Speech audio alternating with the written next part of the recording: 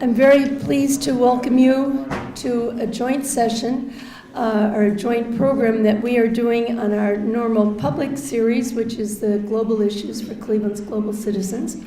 And then tonight we are also joined by our other group that has speakers, and that is the Cleveland Committee on Foreign Relations, CCFR. So this is a joint program. And it's for a very good reason. We wanted to be able to take advantage of our distinguished panelists by having them speak to both groups. In the interest of time, and we are going to have to watch our time, in the interest of time, I'm only going to give a very short introduction. As I mentioned, we have a very special program with three distinguished panelists. We have the president of the Korea Economic Institute, Dan Manzullo, who is right here to my right. We have the Minister Counselor for Economic Affairs at the Embassy of South Korea in Washington, D.C., Mr. Gheewhan Kim. And then we have Zachary Rosner, who is working on the Korea desk at the Department of State. I recommend that I'm not going to give any further bios. I recommend that you take a look at the program for the brief bios that we have put there. Each of these gentlemen will give a presentation, and then after they have finished, we will have an opportunity for some questions and answers.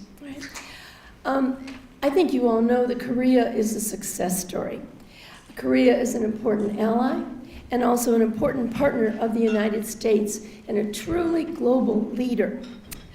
I read a quotation recently where Secretary Kerry was talking about Korea as an essential alliance and an essential partnership.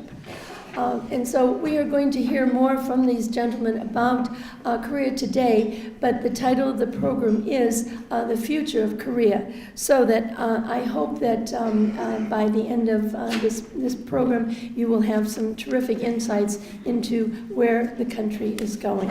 So we are going to start with President Manzullo.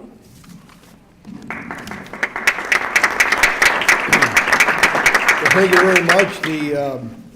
You have no idea what a joy it is to be here. Our flight was canceled last night from Dulles to here, and so we got here from Reagan to LaGuardia, and then we got on a plane that was smaller than the bus that hauled us around and made it into Cleveland safely, and so it's a real joy to be here. Korea Economic Institute of America was founded 31 years ago. It's South Korea's think tank. We do public policy outreach, things such as the Future of Korea series, and we're glad to be here in Cleveland presenting this evening. We also travel to universities. We have panels that meet. We write papers. It's just a very busy organization, and it's a joy to be here. I served in the House of Representatives for 20 years. Dennis Kucinich was one of my best friends, and differ a little bit in philosophy. Just a little bit, but Dennis is just a great guy. The people in the Republican caucus just loved him because of his honesty and his wit.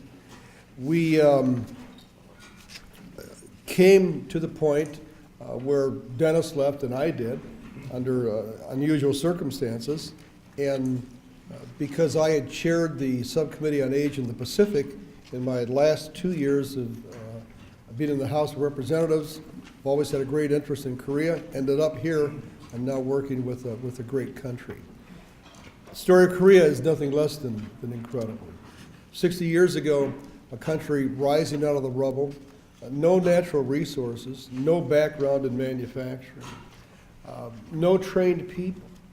You could count, I think there were 7 PhDs in all of Korea Peninsula when the Korean War ended. And now South Korea has the 12th largest economy, only 50 million people, some of the greatest consumers of products around the world, leaders now in machine tool industry and all types of manufacturing. To tell the story of Korea, we have 2 very special people. Let me introduce them. Gheewhan Kim has become a good friend of mine. He is the economic minister at the Embassy of Korea. we talk about 3 times a week because there's always something going on in economics in Korea, and that's exciting. The other speaker is a gentleman by the name of Zachary Rosner. You may recognize that name. His father and brother are here. Where are they? They're sitting back here. Zach has a PhD in neurological in neuroscience, and he is a fellow at the State Department, assigned to the desk dealing with Korea. So this really is his hometown debut, and it's a real joy to be here. Minister Kim, it's yours.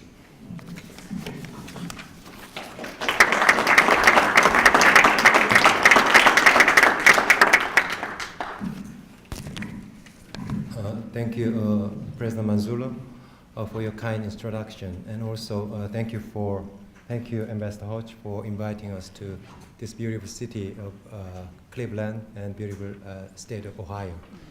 Actually, this is my first visit to. Okay. Okay.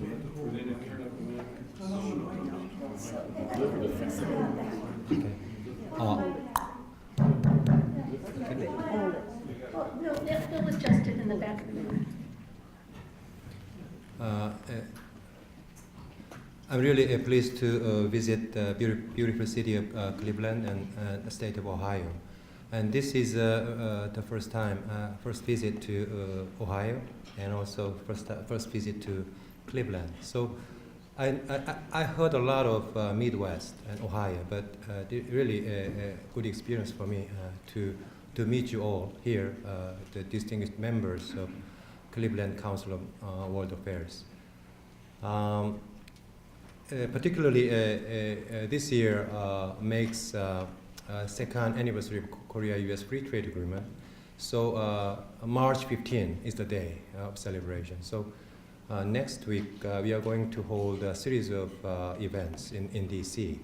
So I hope we consider this as one of those series that's happening in Ohio and Cleveland. Taking this opportunity, I would like to thank KEI and Cleveland Council on World Affairs for hosting this event tonight. I'm honored, and this is a great pleasure to share my thoughts on Korea-U.S. economic relations with you tonight. March 15, as I just mentioned, marks the second anniversary of Korea-U.S. Free Trade Agreement. Korea-U.S. Free Trade Agreement, which we call in short KOROS FTA, is considered as the most meaningful trade deal since NAFTA. Excuse me. Since NAFTA in 1994, and is a high-quality agreement that extends into TPP in the Asia-Pacific region at the moment.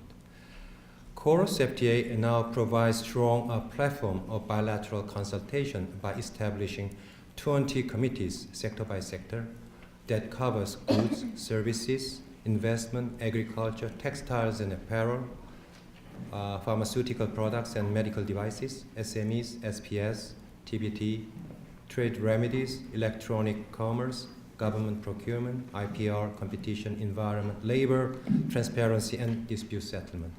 That this trade deal covers all aspects of economic and social relations.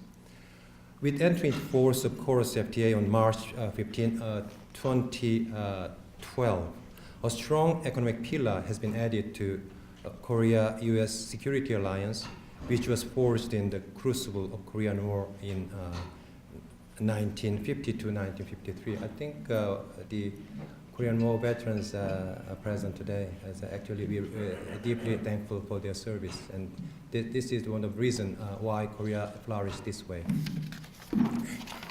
The year 2013 also celebrates the 60th anniversary of Korea-U.S. Alliance, which now stands as a linchpin of stability and security in Northeast Asia and globally. In May last year, my President Park Geun-hye visited Washington, D.C. and met with President Obama.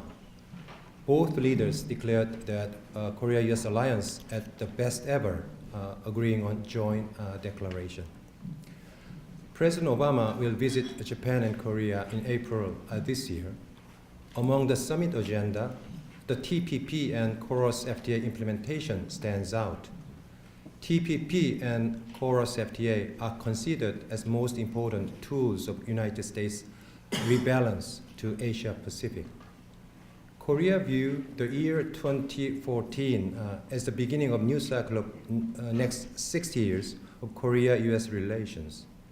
No doubt, Korea-US relations continue to evolve into a comprehensive strategic alliance with deep cooperation extending beyond security to encompass political, economic, cultural, and people-to-people exchanges. Today, I would like to share with you the second year review of KOROS FTA and Korea's perspective on TPP and a professional visa initiative. Firstly, I would like to begin by updating KOROS FTA. In short, KOROS FTA continues to make win-win agreement for both countries in all aspects. Since the FTA's implementation, both Korea and United States have moved up in trade partner rankings. United States has become third largest trading partner to Korea in 2012 and 2013, from fourth in the year before, 2011. Actually, China ranks first, EU, and then United States. But in 2011, China, EU, Japan, and United States. So now is United States ranked number 3. Korea has become the sixth largest trading nation to United States in 2013, from the seventh in 2011 and 2012. Actually, we are competing with United Kingdom. Although U.S. export of goods to Korea in 2013 are not as high as 2012, the previous year, it is due to sharp decline in corn and coal export. Historic drought in the U.S. caused U.S. corn export to the world to fall by 53% during the period of 2011 to 2013. The sluggish Korean economy also caused a decline in U.S. export of coal in the same year. Excluding these two sectors, U.S. exports have been up 1.7% in 2012. This is a remarkable figure because all trade figures have a free fall because of due to economic downturn globally. But due to KOROS FTA, the trade figures with the United States is going up. So this is a remarkable achievement of KOROS FTA. In particular, in goods covered by FTA, the U.S. exports to Korea have increased by 6%, which is significant despite a global economic downturn. Manufacturing exports to Korea rose 1.3% in the FTA's first year, and agricultural exports have risen by as much as 9% in its first year. This is why we call KOROS FTA win-win. But that does not tell the whole story. Since the FTA implementation, U.S. exports in services to Korea has grown 7.6% to $15 billion in the 3 quarters of last year. Over the same period, United States maintains a service trade surplus of $6 billion annually, and this trend has been intensifying since KOROS FTA implementation. This is why we call KOROS FTA win-win. As President Obama declared recently, United States has regained its place as the world's #1 country to invest. Korea agrees all the more due to KOROS FTA. In 2012, Korean firms invested over $6.9 billion in the United States. As of third quarter last year, Korea's total investment to United States amounted to $68.4 billion, while U.S. investment to Korea totaled $52.5 billion US dollars. Around $15.9 billion US dollars more investment into United States from Korea. The U.S. government estimates that Korean firms contributed $9.69 billion US dollars to U.S. goods exports in 2011, 2 years ago, employing 32,300 American workers. These are well-paying jobs as well. And American workers of Korean firms make an average annual salary of 83,000 US dollars each. Let me introduce a couple of recent examples of Korean investment into United States. In May last year, Korean auto parts company announced $12 million US dollar expansion of its facility in Alabama that will add 100 new jobs.